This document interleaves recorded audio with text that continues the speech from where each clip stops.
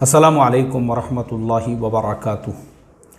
मोहतरम भाइयों, बुज़ुर्गों, दोस्तों, हसन सरदार साहब माशाअल्लाह पुलिस डिपार्टमेंट में जॉब करते हैं और उनकी तरफ से एक सवाल आया है।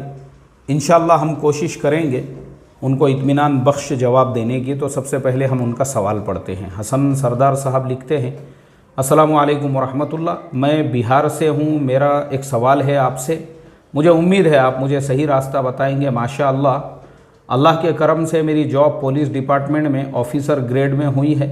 अभी मैं ट्रेनिंग में हूँ। अब मैं निकाह करना चाहता हूँ और रिश्ता भी मेरे ही बैच के लड़की से आया है। वो भी सेम रैंक की ऑफ़िसर है, यानी सब इंस्पेक्टर है और इस्लामिक तौर तरीक़े से अच्छे से फॉलो करती है, पर मुसलमान समाज में वो मेरी कास्ट से अलग है। नीचे उन्होंने लिखा है, लड़की की सोच भी बहुत अच्छी है, लेकिन घर वाले सेम कास्ट नहीं होने पर थोड़ा असहज महसूस कर रहे हैं। आप हमें इन हालतों से बेहतर ढंग से निकालने का कोई रास्ता दिखाए ताकि हम अच्छी ज़िंदगी गुजार सकें। चलिए भाई हसन सरदार साहब, सबसे पहले तो हम आपको मुबारकबाद देते हैं माशाअल्लाह कि पुलिस डिपार्टमेंट में आपका सिलेक्शन हुआ है। बड़ी खुशी की बात है। हमारे मुस्लिम नौजवानों ने इसी तरीक़े से तरक्की करना चाहिए, मेहनत करना चाहिए, ऐसे एग्ज़ाम्स पास करना चाहिए, इंटरव्यूज़ पास करना चाहिए ताकि हमारे नौजवान तरक्की कर सके। अब दूसरा मसला जो आपने लिखा है, निकाह करना चाहते हैं। माशाअल्लाह, ये भी बड़े खुशी की बात है और आपके सेम रैंक की ऑफ़िसर है तो ये और ख़ुशी की बात है, इसलिए कि आज जो मुसलमान लड़कियों के बहुत सारे मसाइल है, बहुत से प्रॉब्लम्स है जो मुसलमान लड़कियों के रिश्ते उनको नहीं मिल रहे हैं। उसका एक रीज़न ये भी है कि लड़कियां हाई क्लास एजुकेटेड हो चुकी है और लड़के जो है वही है 10वीं में 10 बार फेल और 12वीं में 12 बार फेल। तो इससे प्रॉब्लम ये क्रिएट हो रहा है कि लड़कियों के एजुकेशन में एक गैप आ चुका है। लड़कियां सीए के एग्ज़ाम पहले नंबर से पास कर रही है, यूपीएससी पास कर रही है और लड़कियों का जो रिज़ल्ट है वो 100% आ रहा है। और लड़के जो है हमारे वो चबूतरों पे, वट्टों पे और गुटखे खाने में और तंबाकू मलने में और गाय छाप जर्दे के अंदर परेशान हैं बेचारे। तो इस वजह से क्या है, जो एजुकेशन का गैप है वो बहुत ज़्यादा हो चुका है। लड़कों में अगर पढ़ने का जज्बा भी है तो फिर उनमें वो क्वालिटी नहीं पैदा हो रही है। तो लड़कों ने एजुकेशन पे फोकस देना चाहिए। बहरहाल आपका जो मसला है वो बड़ा अच्छा है कि आपकी जिस लड़की से आप शादी करना चाहते हैं तो वो लड़की भी माशाअल्लाह एजुकेशन लेवल में आपके बराबर की है। तो सबसे बड़ी खुशी की बात यह है कि उस लड़की को उसके बराबरी का लड़का मिल गया, वो भी मुस्लिम समाज से। अब दूसरा मसला जो आपने कास्ट का लिखा हुआ है ना, ये ज़रा थोड़ी सी तकलीफ़ देने वाली बात है कि हम मुसलमान आज खाली ये मैसेजेस व्हाट्सएप के ऊपर चलाते हैं कि फ़लाने ज़िले में मुसलमानों की इतनी लड़कियों ने नॉन मुस्लिम लड़कों से शादी कर ली और उस ज़िले में और उस ज़िले में। लेकिन यही मुस्लिम समाज जब रिश्ते का मसला आता है तो एक दूसरे के कास्ट की बाल की खाल निकालता है। हमारी बिरादरी ये है, तुम्हारी बिरादरी वो है, अरे उसकी बिरादरी वो है। जबकि कुरान करीम में अल्लाह तबारक व तआला ने साफ़ लफ्ज़ों में फरमा दिया है, ये कास्ट, ये बिरादरी, ये ख़ानदान, ये पानदान, ये उगालदान, ये इलाक़ाइयत, रत्ती बराबर भी इसकी कोई अहमियत नहीं है इस्लाम के अंदर। ये कोई चीज़ ही नहीं है। लेकिन चूँकि हम लोग इंडिया में मुसलमानों की अक्सरियत जो है वो कन्वर्टेड है, तो अभी भी हमारे अंदर से वो गया नहीं है। हम ऊंची ज़ात के और वो नीची ज़ात के।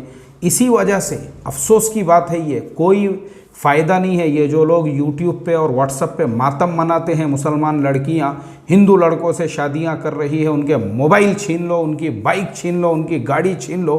अरे कुछ फ़ायदा नहीं है बाबा ऐसी तकरीरें करके। सबसे ख़त्म करने वाली चीज़ है ना, ये ख़त्म करो पहले कास्टिज़म। हर कास्ट के अंदर सिर्फ ईमान वाला होना शर्त है। वला तनकिहुल मुशरिकात हत्ता युमिन वला अमातुम मुमिनतुन खैरुम मिन मुशरिकतिन वलौ आजबतकुम वला तुनकिहुल मुशरिकीन हत्ता युमिनु वला अब्दुम मुमिनुन खैरुम मिन मुशरिकिन वलौ आजबकुम। ये कुरान की आयत है, साफ़ तौर पे फरमा दिया अल्लाह ताला ने। सबसे बड़ी जो शर्त है मर्द औरत दोनों के लिए वो है ईमान। ईमान वाला होना ज़रूरी है।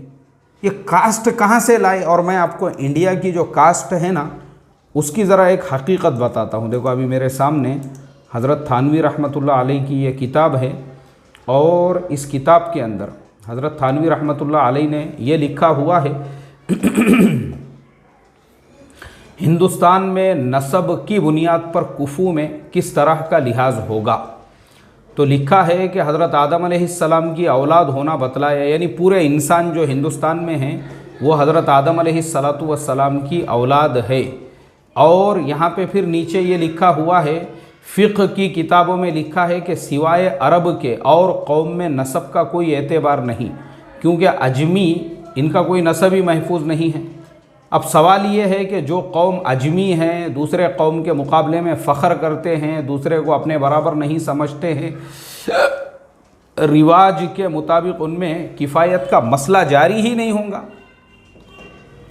देखो यहाँ पे ये पूरी तमाम बातें जो है हज़रत थानवी रहमतुल्लाह अलैह ने यहाँ डिटेल में लिखी है। और उसके अलावा हज़रत ने ये भी लिखा हुआ है आगे, असल में ये बहुत बड़ा मसला है, बहुत लंबे चौड़े तफासिल इसके अंदर लिखे हैं। उसमें और भी ये भी लिखा हुआ है कि बहुत सारे लोग यहाँ पे अपने आप को जो है वो कहते हैं कि हम ये सहाबी की औलाद हैं, वो सहाबी की। तो बोले वो 2-4 सहाबा के अलावा, सहाबा तो 1,24,000 थे, फिर बाकी की तरफ लोग अपनी निस्बत क्यों नहीं करते हैं, वो 2-4 की तरफ ही क्यों करते हैं।